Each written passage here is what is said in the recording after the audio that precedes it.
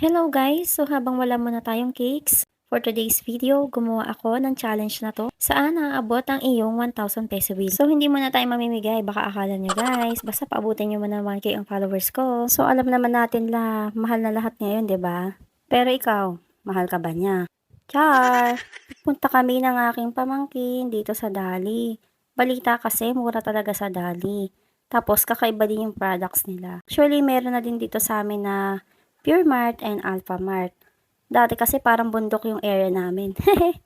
Char! Pero ngayon, since umuunlad na yung aming lugar, ayan, meron na mga ganito na bibilhan. Dati kasi pumupunta pa kami ng Pure Gold dun sa Tagaytay. Pero buti na lang nagkaroon na ng ganito. Meron din silang ganito yung Tasty, One Tasty. Bumili din ako niyan kasi mura lang, around 36 pesos.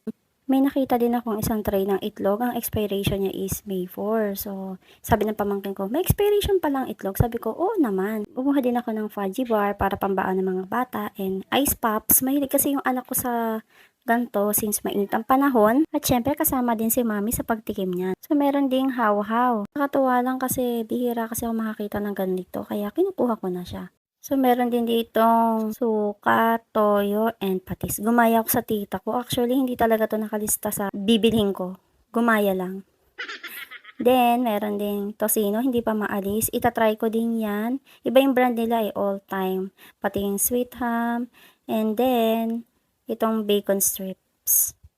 Meron ding french fries. Mas mura daw dito. Around 122 pesos. Sa iba kasi 150. And mixed vegetables. Tapos tinignan ko din yung chiller nila, may mga nakalagay na keso at saka butter. So yung cheese nila parang kamukha ng Eden. And then, ito nga hinawakan ko yung butter bar. May kamukha din siya, parang buttercup. Is that you? Kamukha siya eh. Tapos tinignan ko na expiration, so okay, malayo pa siya. Sige, kukuha ko nito. And then umikot pa kami, may nakita din akong buttered toast. May kasi magat-gat yung aking maliit. Ayan, Kulina, kamukha siya ng Lady's Choice. Then, meron mga gatas din. O, diba? Parang kamukha siya ng Alaska. Tapos, ito, Montenero corned beef. Parang kamukha siya ng Pure Foods. Pati ito, yung margarine. Kamukha siya ng Star Margarine. At ito na nga, syempre, selfie din tayo. Di pwedeng wala yan. At hindi yan alam ng aking pamangkin na yan naglagay pa siya. Kaya natawa ako kasi naglagay siya dyan, nagbibideo ako. Kumuha din ako ng soft drinks. Nangako kasi sa aking mga anak. Actually, dapat may kasama yung ice cream, kaso wala na, ubos na. Siyempre, ayan, lakad-lakad din. Siyempre, kunyari, hindi ko alam para sa video. At bago namin makalimutan, itong isang tray ng itlog, buti na lang sinama ko yung pamangkin ko kasi hindi ko kaya magdala ng ganyang kadami kasi baka mabasag. Medyo madami din ata itong napamili ko guys. So, iniisip ko, sana magkasya yung 1K na dala ko. At eto na nga, pipila na kami. At kami habang nakapila, syempre, selfie-selfie din. O, diba, tinawag ko siya dyan eh. At eto na nga, habang pinapunch, medyo iniisip ko kung lalagpas ba ako or sakto lang or kulang pa. Medyo nahiya din ako dyan guys kasi meron dito taga sa amin, nakikita ko nabibideo. Siguro iniisip niya, ano ba to si Te, mamimili lang, binibideo pa. So ayan, 1,064 na yung bill. Sabi ko, ay, abonado pa ako. Gumaya kasi ako sa tita ko, nagpabutol kasi ako doon sa patis at saka, yun sa puro raha puro. Gumaya kasi ako.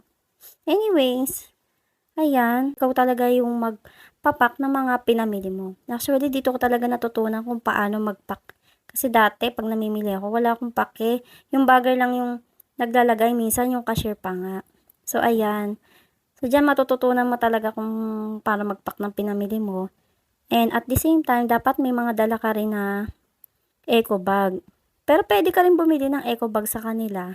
Minsan, sa box din nila, inilalagay kapag wala kang dala na eco bag. Hindi ko lang sure kung magkano yun. So, ayan, sinecheck ko yung aking mga pinamili. So, ayan, napatunayan ko na talagang yung 1,000, kulang pa din talaga sa mahal ng bilihin.